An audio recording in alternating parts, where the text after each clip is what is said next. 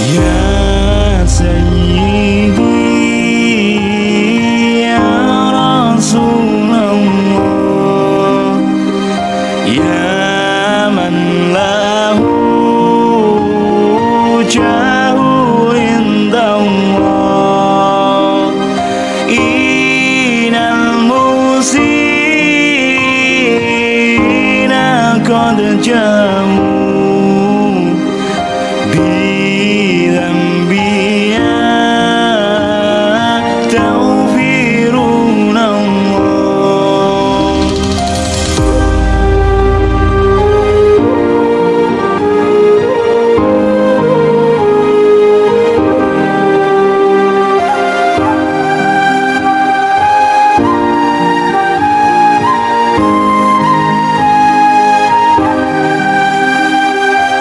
Ya Sayyidi ya Rasulullah, ya man lahu jahu indallah, inal musina qad jamu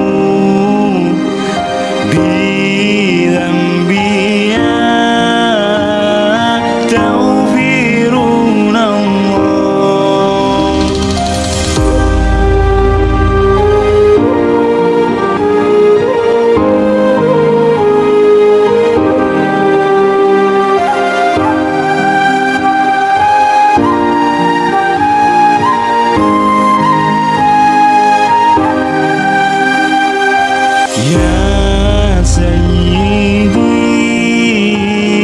ya Rasulullah, ya man lahu jahu indallah, inal musina qad jamu. Assalamualaikum.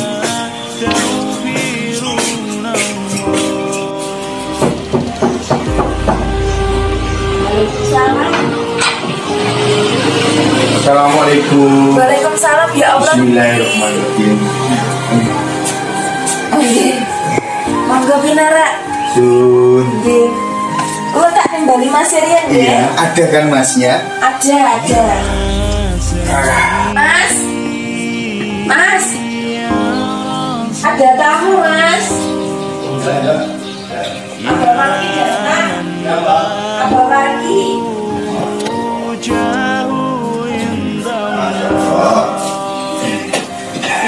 Astagfirullah. Assalamualaikum. Alhamdulillah. Ya Allah, alhamdulillah. Sudah lama gak ketemu kita. Ya, Pak. Ya. Kok gak kabar-kabar toh, Pak? Maafkan, ulo wau niku kalih belubat terus mampir.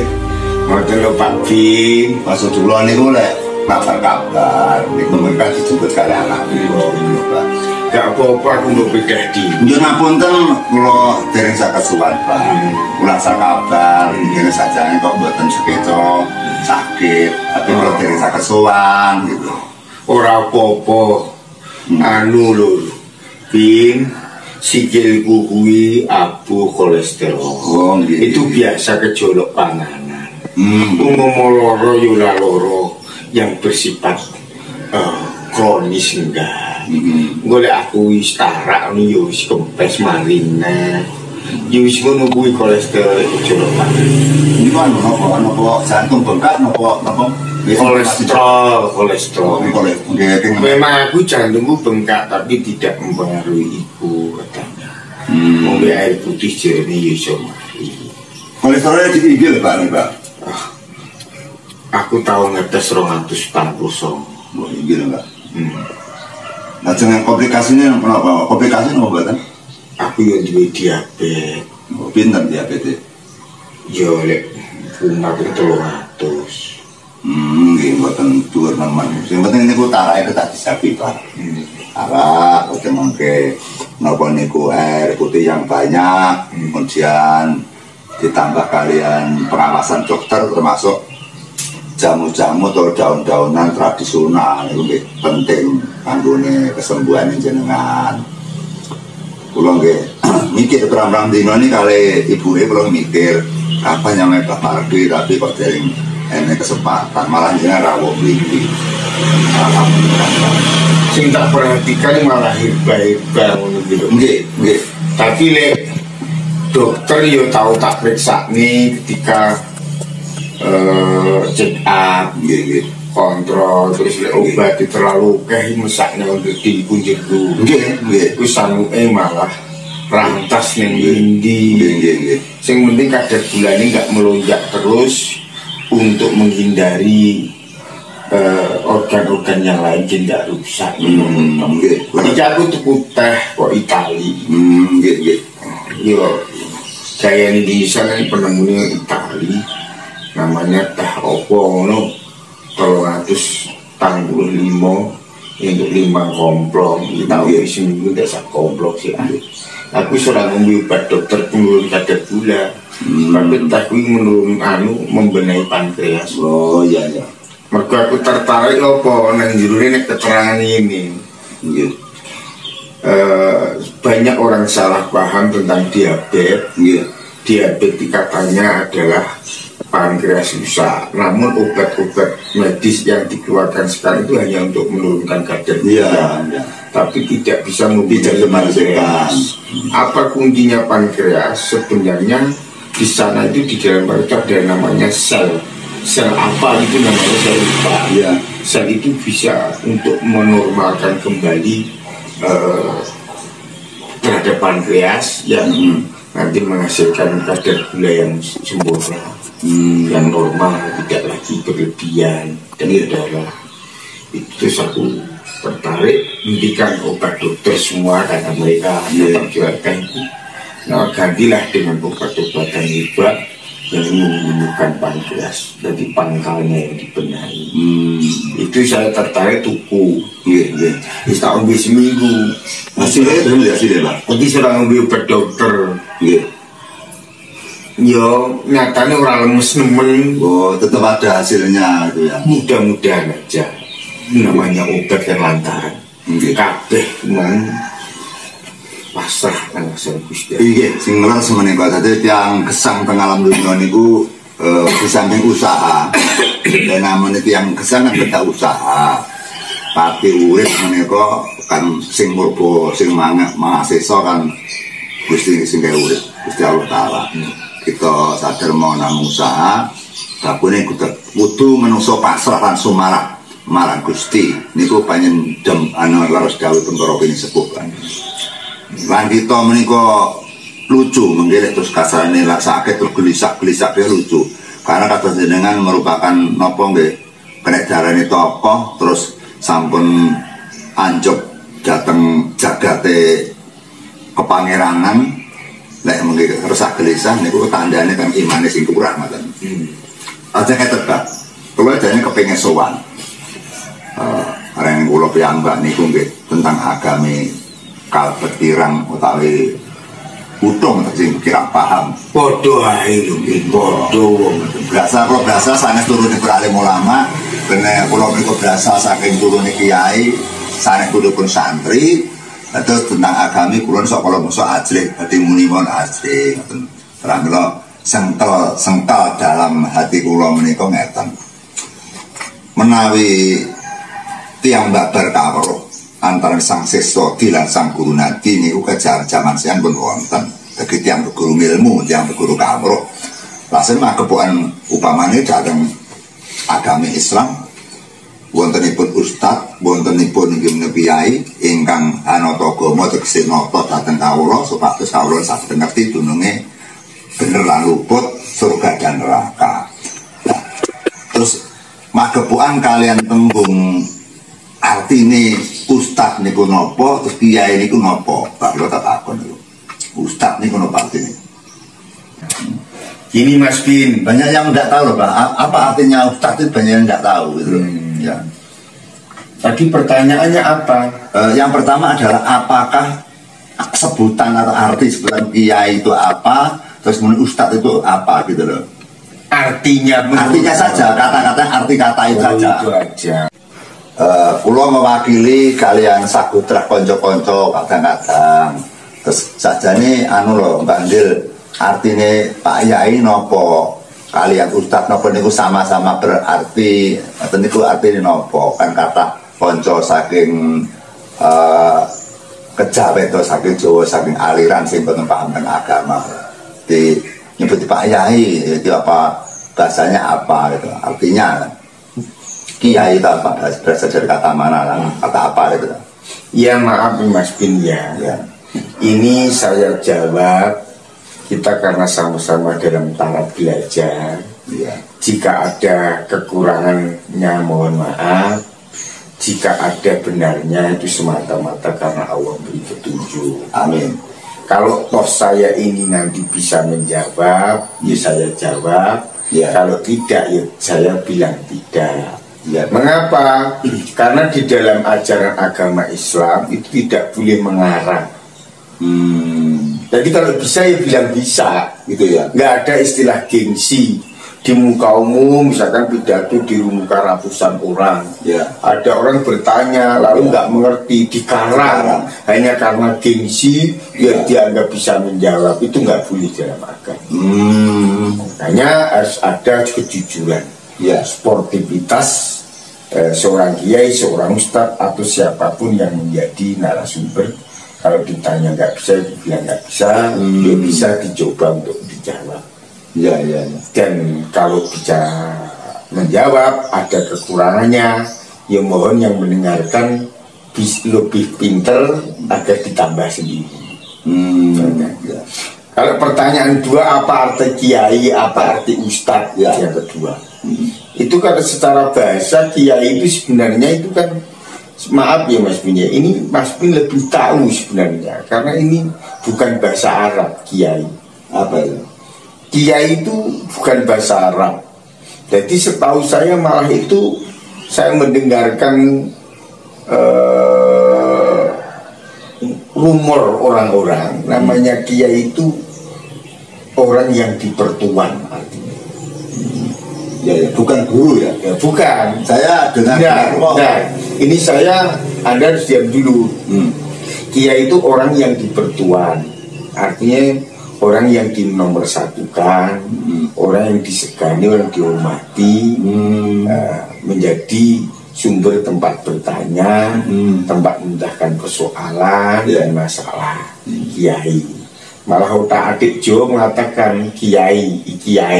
Jadi kalau artinya berfokus pada orang inilah tempat kita bertanya mengenai persoalan. Jadi tidak yang lain-lain. Jadi kiai itu bukan bahasa Arab. Bukan bahasa Arab ya? Setahu saya begitu. Jadi dia itu artinya orang yang dipertuan. Jadi cara jelasnya adalah orang yang ditokohkan. Jadi kata-kata kiai itu di dalam Al-Quran nggak ada? Nggak ada, nggak pernah tahu saya. Itu muncul di Indonesia ya? Iya. Adanya di Al-Quran itu dan hadis itu ulama. Ya ulama ada, ulama warasatul anbiya misalkan. Jadi ulama pewaris nabi, para nabi. Itu jadi ulama ada. Terus kemudian ada lagi dalam Al-Quran, yarfa'ulahi ladina amanu minkum waladina utul ilma darujat. Jadi Allah itu meningkatkan derajat seseorang dari hambanya yang beriman dan mempunyai ilmu pengetahuan. Itu dinaikkan derajatnya. Jadi ulama ada. Ulama itu banyak bahasa Arab, memang itu bahasanya. Ulama itu ada orang mengatakan, saya pernah baca dalam majalah Al-Muslim, ulama itu ilama ya'lamu ilman. Jadi orang yang mempunyai pengetahuan. Arti yang singkat ulama itu yaitu apa Pak? ulama itu orang yang mempunyai ilmu pengetahuan. Oh, ulama ada. Wabil khusus keagamaan. Oh, ya. Tapi di zaman modern ini diperluas, ulama itu adalah orang yang punya ilmu pengetahuan apa saja. Itu semua dikatakan ulama, baik agama maupun tidak. Diistilahkan ulama. Ya. Tetapi karena ada semacam klasifikasi ilmu, ada ilmu din, ilmu keagamaan, ada ilmu umum, maka orang mengklasifikasikan ini ilmu umum. Misalnya guru fisika, guru biologi di sekolah, ya ada guru agama, karena membidangi sendiri-sendiri. Tapi pada dasarnya yang namanya ulama, orang yang punya ilmu pengetahuan, itu ilmu pengetahuan apa saja. Jadi luas lah ya. Luas. Tapi khusus untuk ilmu agama. Jadi itu diklasifikasikan dalam konteks agama. Ya pas sudah luas ini luas agama, kalau untuk pengetahuan umum sembarang. Karena pada dasarnya kan begini, Mas Bin. Pada dasarnya ini bahwa langit, bumi dan seluruh isinya kan milik Allah. Ya. Iya kan? Ya. Kalau milik Allah, pengetahuan yang ada di dalamnya, baik di bumi, di langit, itu semuanya yang tertulis, terbaca, tercipta kan milik Allah. Jadi orang yang mempelajari ilmu langit, bumi, dan seluruh isinya, juga mempelajari Al-Quran, itu namanya orang yang menempuh ilmu. Ya, setelah mendapatkan ilmu diberi oleh Allah, namanya orang yang mempunyai ilmu pengetahuan. Itu ulama. Luas ya. Segala-galanya. Karena semuanya hakikatnya kan milik Allah. Ya. Al-Quran misalkan diturunkan oleh Allah melalui Jibril kepada Rasulnya, pada Nabinya. Itu kan milik Allah. Nah, karena Al-Quran itu merupakan diktat dasar untuk membaca seluruh kahanan kehidupan. Kahanan kehidupan rohani, kahanan kehidupan jasmani, kahanan kehidupan dunia, kahanan kehidupan langit. Semua diktat dasar-dasar itu, cuma takbir itu terletak pada kunci-kunci Al-Quran ada. Dan tidak hanya membicarakan soal ibadah. Ya. Oleh karena itu Al-Quran ini sekarang menjadi dasar, dikembangkan dasar-dasar bagi titik tolak untuk mempelajari ilmu pengetahuan alam. Ya. Ada beberapa pertanyaan. Yang kedua belum saja. Belum ya. Ustadz. Ya. Yang Ustadz belum. Arti Ustadz itu cuma cara bahasa itu guru. Guru ya. Ya itu guru. Seperti guru. Maksudnya dalam guru-guru konteks dalam guru sembarang namanya guru luas ya. Guru SMP, guru SMA, guru agama, guru namanya Ustadz. Secara bahasa Ustadz artinya guru. Nah, julukan Ustadz itu guru karena itu diambil dari bahasa Arab. Kalau putri guru yang dari kaum Hawa itu namanya Ustadzah. Guru wanita. Guru wanita. Guru laki-laki Ustadz itu aja. Ya. Jadi kalau ada istilah Ustadz Abu Somad misalnya, itu artinya dia itu ya guru Abu Somad, karena dia seorang guru, pendidik, pembimbing, pembina, membentuk pencerah daripada masyarakat. Itu guru. Artinya guru tidak hanya libatkan untuk mencerdaskan siswa, itu bisa loh untuk guru mengajarkan tentang kerohanian juga boleh itu ya? Ya boleh, itu namanya guru. Kalau Ustadz itu istilah bahasanya artinya guru. Guru apa saja namanya kan orang yang tugasnya itu memberitahu ilmu, membimbing orang tentang ilmu, mengajari sesuatu yang tidak tahu menjadi tahu, itu namanya guru. Ya. Orangnya itu disebut Ustadz, namanya kerjaannya guru.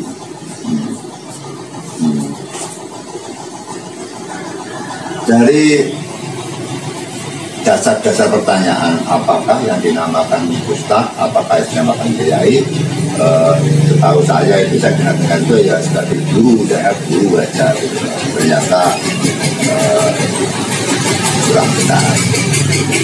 Kemudian pertanyaan saya, dari ustadz atau guru, ustadz atau kiai itu yang jelas sebagai tokoh untuk mengajarkan sesuatu agama, mengajarkan sesuatu kebaikan kepada para putra siswa, atau ajaran agama diberikan kepada putra siswanya agar mengerti dunia dan akhirat, termasuk dunia luar atau dunia gemerlap.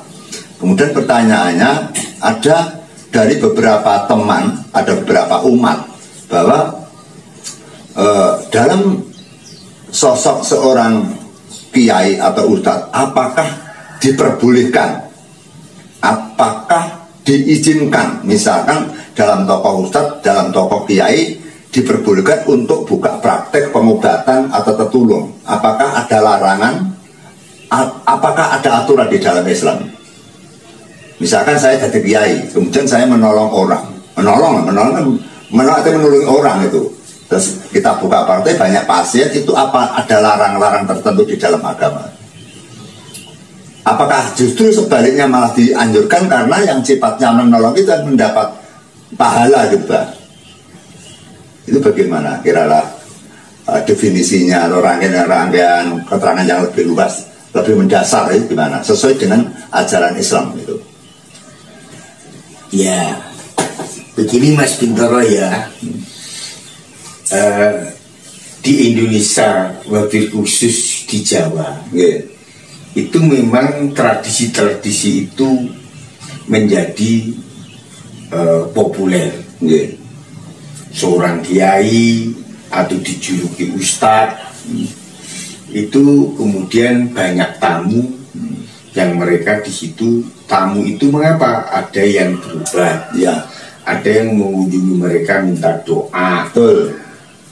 Tapi ada praktek-praktek kiai atau ustadz yang juga sama, dikunjungi banyak orang, tapi dia menyimpang dari ajaran agama. Praktek cara metode menolong mereka terhadap umat itu ada yang menyimpang dari keagamaan.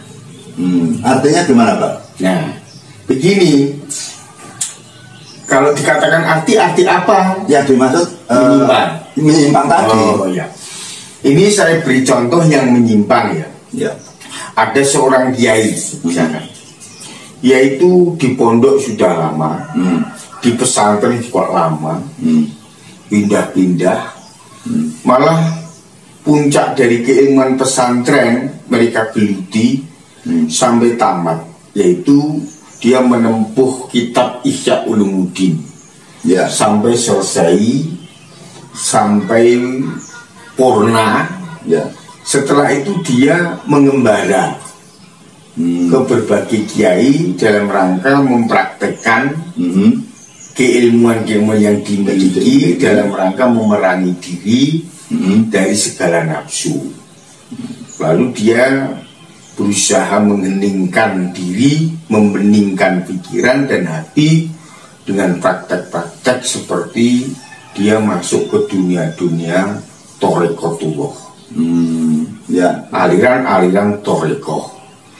Nah, di dalam Islam Ahlussunnah itu banyak aliran Thariqah. Nah, oleh para kiai dan ulama itu juga disensor. Ada Thariqah yang sesat, ada Thariqah yang muktabaroh.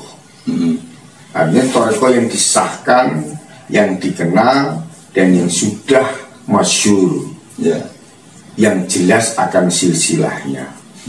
Dia mulai memasuki dunia-dunia kerohanian itu.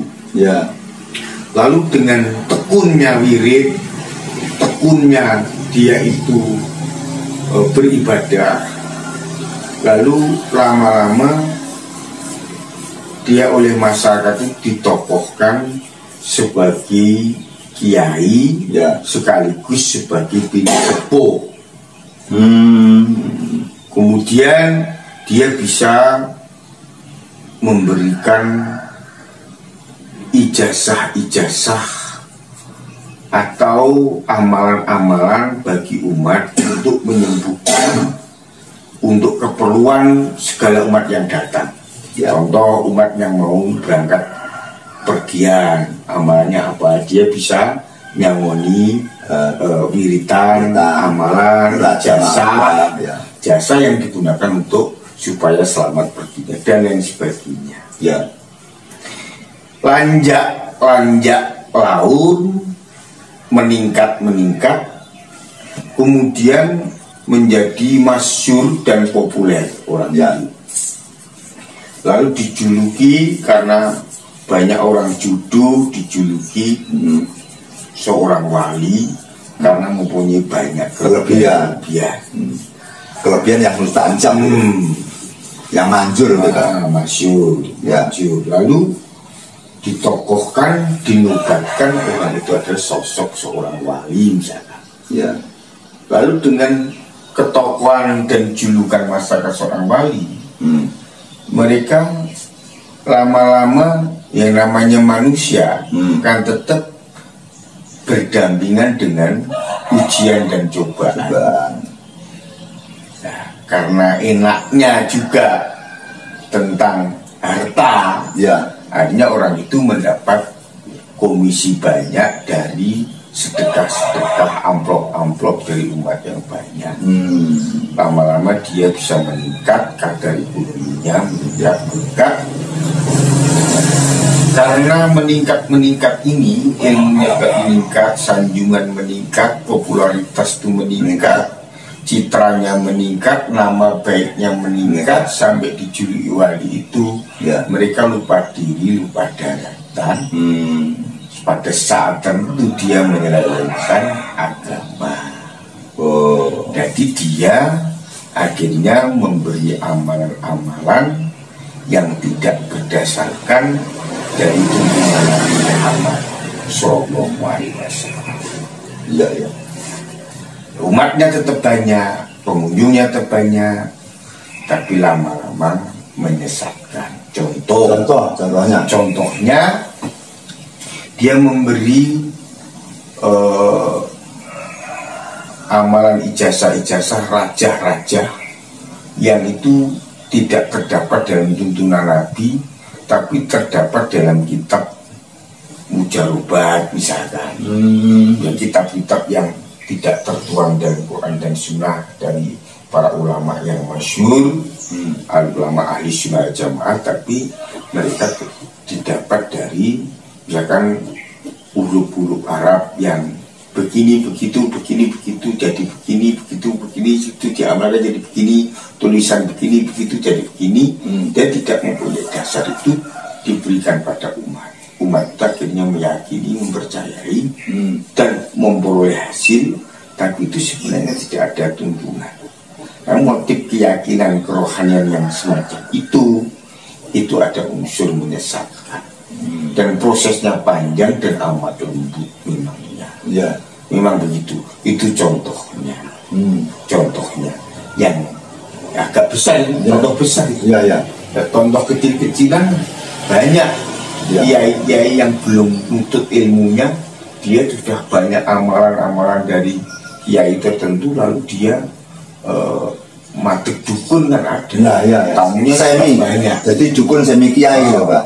Dia matik dukun, juga ngimami di musola, juga matik dukun, akhirnya juga memberikan ijazah-ijazah amalan-amalan yang tidak ada ridho dari gurunya, juga tidak ada perintah dari gurunya, juga tidak ada perintah dari Nabi, tidak ada perintah dari Allah.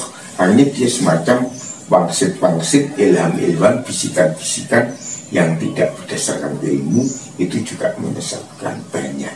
Akhirnya dijuluki orang dukun. Karena lama-lama dia ada juga yang mereka itu pinter nulis Arab-Arab dan lain sebagainya, tapi mereka tidak melakukan syariat Islam secara tertib, itu juga dijuluki dukun, dukun kiai. Itu banyak di tanah Jawa.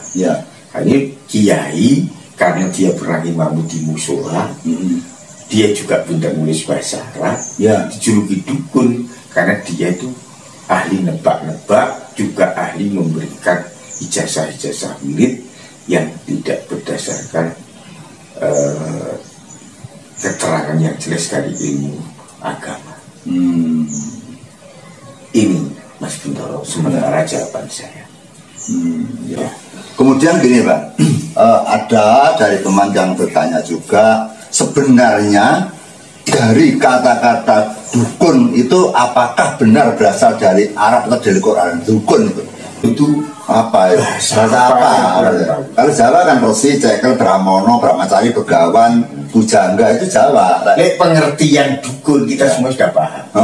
Pengertian dukun berasalnya dari aliran mana, dari agama mana, dari negara mana gitu. Arti bahasa saya nggak ngerti. Nah itu. Tapi makna dukun. Ya. Dukun yang jelas. Orang yang ditokohkan oleh masyarakat dianggap mengerti terhadap jawaban-jawaban dari pertanyaan yang bersifat goib. Ya. Itu dukun biasanya gitu ya, pengertiannya. Tapi istilah itu bahasa apa ya kan? Ya itu. Yang perlu kita bedah. Kita banyak pertanyaan dari teman-teman bahwa Pak Bintoro bahwa nama dukun ini sajane apa sangka agama Islam. Kok sangka katanya dukun sajane ora dukun Pak itu. Dukun. DZ dukun. Lek dalam Al-Quran ada istilah dukun. Dukun ada. Artinya apa dukun? Dukun itu dengan dikaitkan dengan istilah kiamat. Oh, tadi dukun artinya kabut yang menyelimuti. Oh, ya. Nah, kabut yang menyelimuti terjadi pada hari kiamat. Nanti akan terjadi namanya ad-dukhon. Tapi bukan dukun. Ya. Lek dukun itu kan nggak UN dukun. Lek dukhon itu ad-dukhon itu nggak lalu kemudian khok dipakai nun dengan nun dukhon itu kabut artinya. Kalau dukun ini apa ya? Dukun nggak ngerti saya Mas. Ya aneh. Ya kok sekarang di Indonesia laki-laki dukun geger gara-gara dukun. Ada pemerkosaan, ada kejahatan, ada santet, ada apa-apa yang kemurkaan lah, itu pasti yang tertera adalah dukun. Sebenarnya kalau selama saya mengelilingi tentang ilmu Jawa itu tidak semua dukun itu berbuat jahat. Ada dukun-dukun yang masih baik, yang masih menenangkan dengan ilmu kepangeranan. Tapi juga tidak menutup kemungkinan bahwa saya juga mengetahui banyak sekali memang dukun yang menyelewengkan dengan kekuatannya sendiri. Jadi dimanfaatkan untuk mencari ekonomi, dienggokne atau disimpangkan dengan ajaran-ajaran yang menyesatkan. Itu memang banyak. Tapi bagi saya tidak semua gitu loh. Tidak semua. Tapi istilah dukun ini kan bisa. Ada dukun pijet. Ada. Iya kan? Dukun pijet kan ada. Ada dukun bayi. Ya. Kan gitu. Ya. Ya banyak. Jadi istilah dukun itu disematkan pada pekerjaan-pekerjaan yang juga baik. Ya ini dukun bayi kan orang yang mempunyai keahlian tentang mengurus menolong orang yang sedang melahirkan. Dukun pijet orang yang mempunyai keahlian tentang untuk menata fisik manusia. Itu kan dukun pijat. Sebenarnya kalau kita lihat dari kata-kata dukun itu, orang sekarang dengar atau tahu dengan dukun itu saja sudah benci. Ada contoh teman saya punya anak sekolah di SD, dikatakan bapakmu jadi dukun, dia malu nangis itu. Jadi kata-kata dukun sehingga jarang orang mau menyandang bahwa kalau kita pelajari bahwa yang jadi kan bukan dukunnya, kan oknumnya, orangnya yang jadi dukun gitu loh. Seperhalnya gitu, misalkan jadi dalang. Dalangnya baik, kalau ada dalangnya yang menyelingkuhi sindirnya atau dalangnya yang menyimpang dari ajaran pedalangannya, itu yang salah kan bukan dalangnya, oknumnya dalang gitu loh. Jadi memang kadang-kadang dicampur baur bahwa di stempel dukun itu saja pasti kejahatan. Sampai sekarang ada yang bilang bahwa setiap dukun itu nek ora cabul yo golek duit. Itu ada nek ora golek duit ya percabulan itu ada sampai karena di dalam sinetron pun tidak ada faktor dukun yang dilebihkan atau yang dibuat positif, pasti negatif. Nah, padahal di situ di masyarakat saja juga banyak dukun yang buat baik. Dan juga banyak yang berbuat nyimpang dari agama, nyimpang dari ajaran, nyimpang dari kebaikan, menjalankan kemurkaan dan kenistaan. Jadi kita mengatakan, mengklarifikasikan bahwa itu oknum saja, manusianya itu yang jahat. Ya, kata-kata itu dari kata-kata dukun memang kita belum menemukan apa dari mana. Ya, tapi saya pikir yang lebih paham ya tentang hal itu. Tapi konotasi dukun sering disematkan pada perkara yang jelek. Ya. Padahal dukun ini adalah orang yang menyandang pekerjaan yang membidani sesuai dengan keahliannya. Tapi dukun itu banyak diartikan pada peramal. Ya, peramal. Kalau istilah bahasa Indonesia yang keren, dukun itu kan bisa disinonimkan dengan paranormal. Paranormal, ya sinonimnya. Terus kemudian tadi kan belum saya jawab tadi. Pertanyaan Mas Sundoro kita sudah kita keterangan kita terlalu melampau, terlalu jauh. Nah, tadi pertanyaannya apakah boleh ya orang Islam itu punya tamu? Menerima pasien.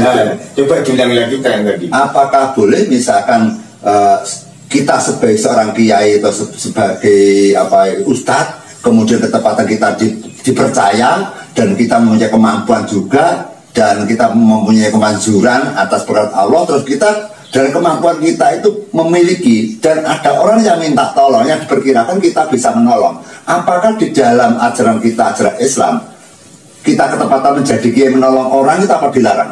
Padahal menolongnya perbuatan yang baik itu. Ya itu saja. Tadi kan contoh istilah kiai yang menolong tapi dalam konteks menyelewengkan ajaran sudah saya katakan tadi. Lalu ini seorang kiai, ustadz lalu menolong kepada orang lain. Pada ajaran agama kan boleh menolong orang lain. Apakah ada larangan dalam agama? Dalam agama kalau istilah kita berhenti pada istilah menolong, tidak ada larangan menolong, tidak ada. Bahkan dianjurkan oleh dasar hukum Islam Al-Quran sendiri, ta'awanu ala ismi wa taqwa wa ta'awanu ala ismi wal udwan. Bertolong menolonglah kamu dalam hal takwa, dalam perbuatan baik, al-birri wa taqwa wa ta'awanu ala ismi wal udwan, dan jangan kamu tolong menolong dalam hal kemurkaan, kejelekan dan ketidakbaikan.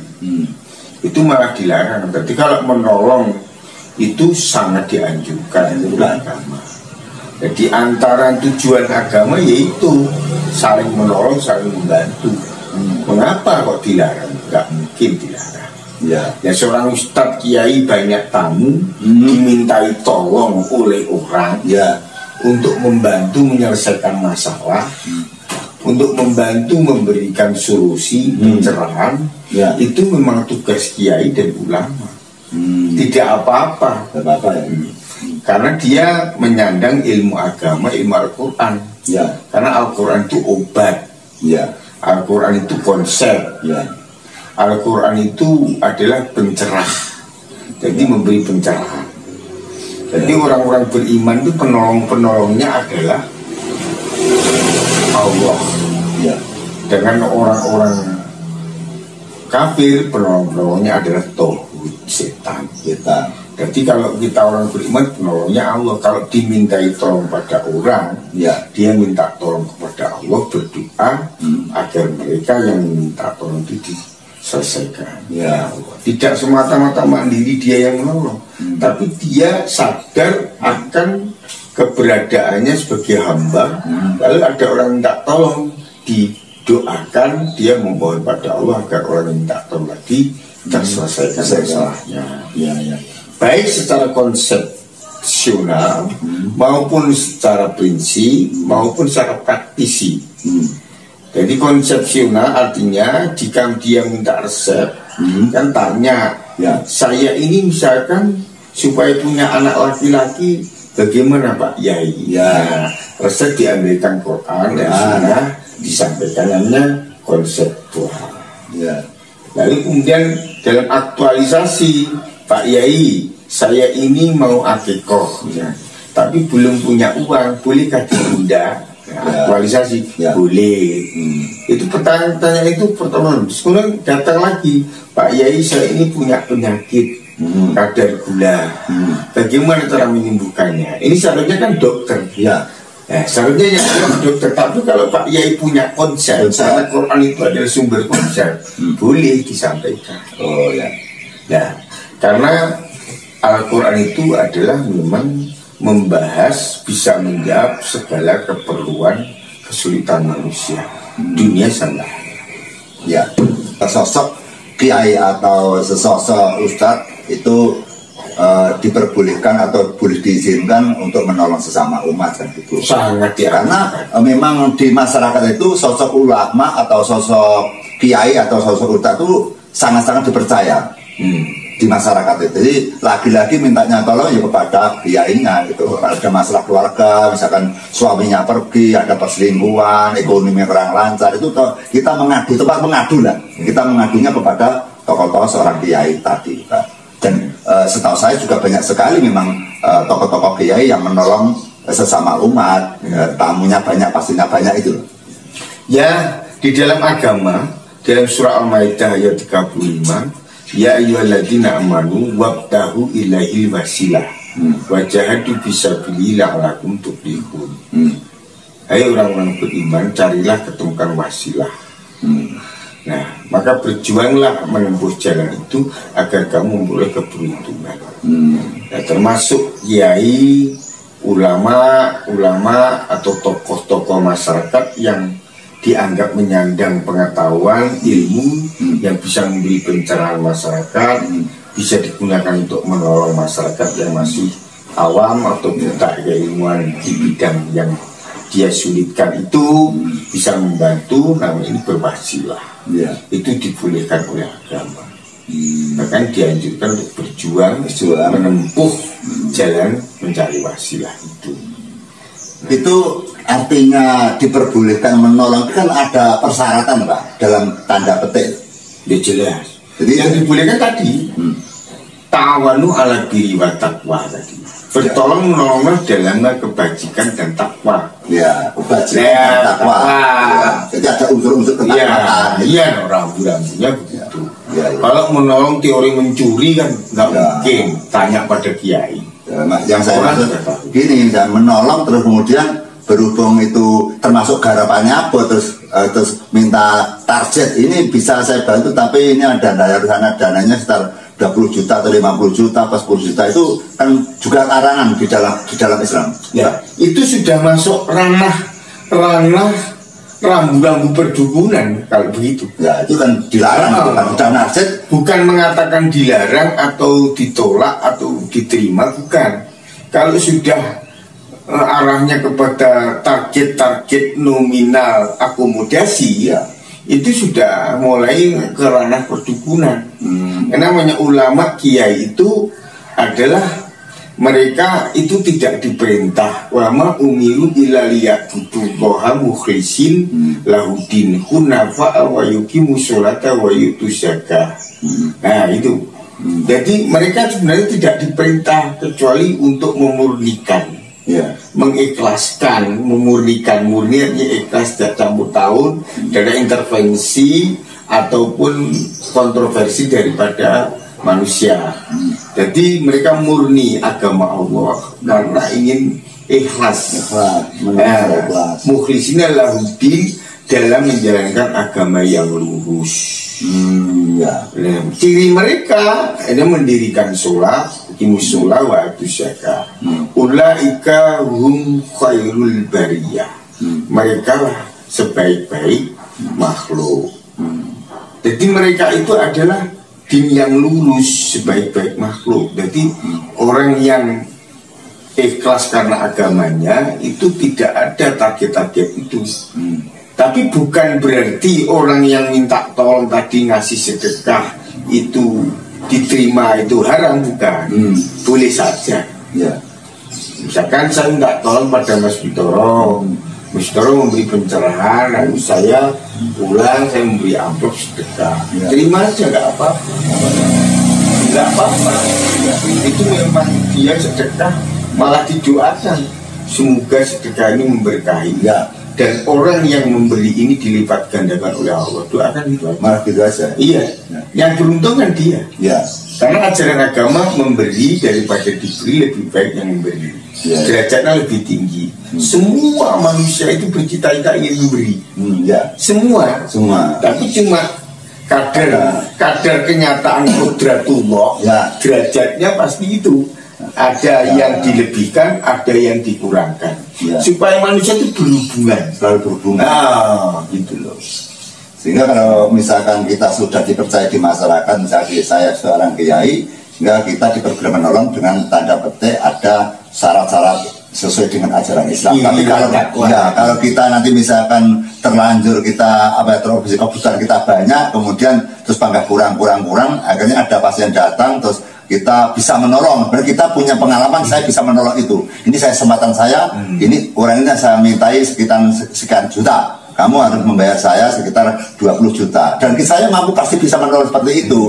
Jenis-jenis ragam-ragam kesusahan dia saya bisa. Saya berikan kesempatan untuk menasihati orang. Itu sudah dilarang, Pak ya? Iya, karena tidak memurnikan. Iya. Mukhlisina lahuddin. Dan tidak memurnikan dalam jalan agama yang lurus. Iya. Tapi dia sudah bertendensi yaitu dengan materi tolak ukurnya. Padahal kalau kita tuh ikhlas karena Allah menolong, Allah akan memberikan lebih banyak dari yang mereka anggap banyak. Ya. Apa contohnya? Orang yang menolong orang ikhlas karena Allah diberi lebih banyak dari yang dianggap banyak. Orang menganggap banyak itu materi.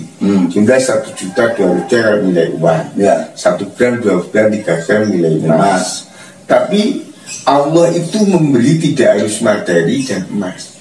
Diberi mereka petunjuk, ditambah-tambah petunjuk. Ya. Itu adalah nilai lebih besar dari materi. Lalu ditenangkanlah batinnya. Ya. Ditenteramkanlah jiwanya. Setiap punya masalah diselesaikan oleh Allah. Itu merupakan anugerah kurnia Allah yang tidak kalah nilai mutunya dibanding materi yang dianggap manusia banyak. Iya. Ya, terima kasih Pak. Banyak pertanyaan dari teman-teman konten juga. Saya sendiri juga tidak bisa menjawab. Kemudian saya sendiri kadang-kadang juga ingin bertanya kepada banyak, tapi banyak kadang saya kesana nggak ada, kadang saya akan kesana itu juga ada kesibukan. Ketepatan tadi hanya datang sini malah beneran gitu Pak. Yang jelas saya melihat abahnya kan asalnya sehat gitu ya. Kan saya dengar dari teman katanya Pak Fadli itu sakit. Namanya orang itu kan pasti punya sehat dan punya sakit, dan semua itu nanti akan nyandang. Semua orang nanti akan dengan dasar-dasar akan meninggal, akan mati, itu pasti ada alasan. Ini alasan sakit. Itu loh Mas Bintoro yang di garis bawah. Ya. Ingat mati. Ingat mati. Itu nasihat yang diam saja. Ya. Tapi mereka nasihat itu sangat mengena. Karena nasihat ingat mati itu orang kalau tidak sering dia melawat orang sakit, ya, tidak sering ziarah kubur, ya, tidak sering dia itu mengingat kesusahan, ya, dia tidak ingat mati, lupa ya. Karena kehanan, karena kesibukan. Ingat mati itu akan menambah semangat hidup, menyala-nyala berapi-api dalam rangka pastafikul khairat. Pastafikul khairat artinya berlomba menuju kebajikan. Ya. Ruang waktu usia yang sangat terbatas ini selalu dioptimalkan, diisi dengan kebajikan-kebajikan. Orang yang ingat mati begitu. Iya pasti. Nah, tapi orang nggak ingat mati, dia itu ruang waktu yang sangat terbatas itu disia-siakan. Ya. Oleh karena itu merugilah kebanyakan orang karena mereka tidak mengisi dengan nilai amal soleh. Al-Quran sendiri memperingatkan dalam surat Al-Asr, A'udzu billahi minasyaitonir rajim, wal 'asr innal insana lafi khusr illal ladzina amanu wa 'amilus sholihat wa tawassaw bil haqq wa tawassaw bis sabr. Demi masa, Allah bersumpah tentang waktu. Sesungguhnya semua keadaan manusia itu kebanyakan rugi. Ya. Illal ladzina amanu, kecuali orang-orang beriman, wa amilus sholihat wa tawassaw bil haqq, nasihat-nasihati tentang kebenaran, wa tawassaw bis sabr, nasihat-nasihati supaya tetap dalam kesabaran. Jadi orang hidup itu yang beruntung satu orang beriman. Ya. Lalu dengan iman itu dia beramal soleh. Iman dan amal soleh yang mereka lakukan, lalu mereka tebarkan kepada orang untuk menasihati orang agar mereka berbondong-bondong beriman dan beramal soleh. Nasihat-nasihat tentang kebajikan ini tidak mulus seperti orang berjalan tanpa rintangan, tapi ini penuh onak dan duri. Oleh karena itu orang yang memberi nasihat pada orang lain itu niatnya baik, perkataannya baik, kadang-kadang diterima itu jelek, bahkan dimusuhi, bahkan kadang-kadang itu dicerca. Maka ini perlunya watawassaw bis sabr. Maka dia sabar di dalam menetapkan diri untuk menyampaikan kebenaran dan menjalankan iman dan amal soleh tadi. Orang beramal soleh itu belum tentu orang senang. Belum tentu orang senang. Misalkan Mas Bin tekun ke masjid, pakai jubah, lalu tiap sholat adzan ke masjid. Orang itu ada yang namanya iblis, namanya setan.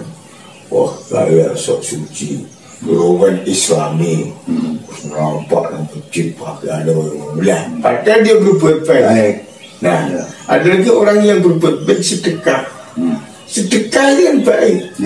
Semoga sukirung sepirois ngawai wong seorang ibu boleh utangan dia ada aja. Ada saja. Oleh karena itu ini perlu kesabaran.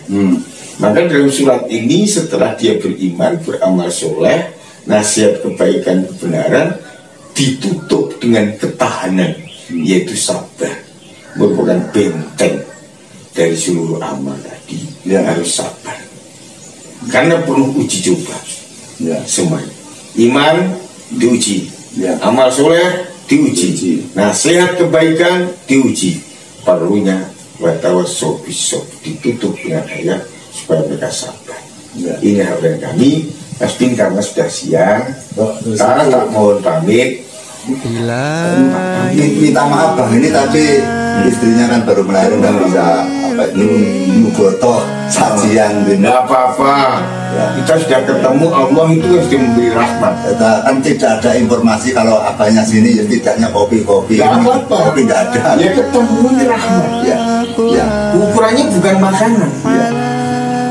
Mas Bin Dorot yang saya ketemu itu dipertemukan itu rahmat.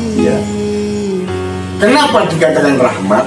Karena masa ketemu berjabatan tangan berangkul-angkulan, itu dosanya gugur ketika berjabatan. Tapi saya kan tidak nyaman Pak, abah sini tidak bisa nyugoto apa-apa itu. Ya semoga Allah membalas dengan kebaikan. Amin Pak. Terima kasih.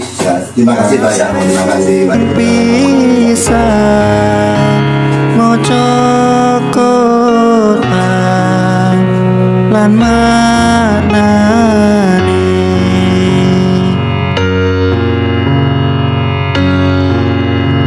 kaping pindho salat wengi lakonono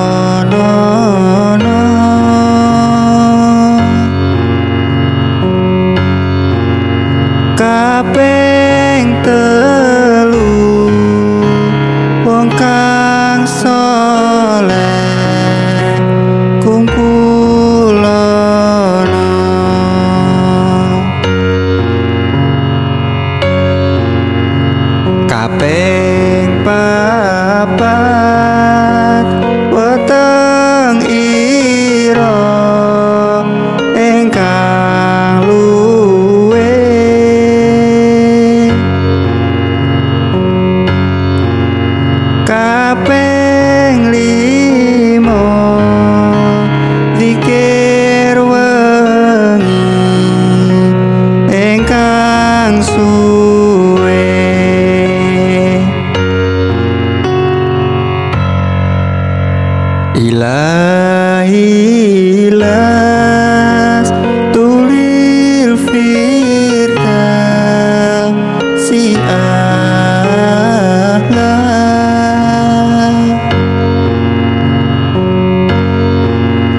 wala aqwa ala nari jahim.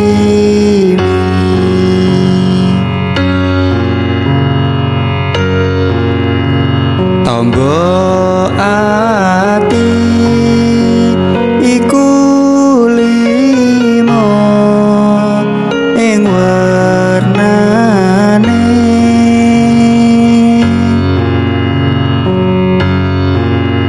kaping pisan maca Quran lan maknane,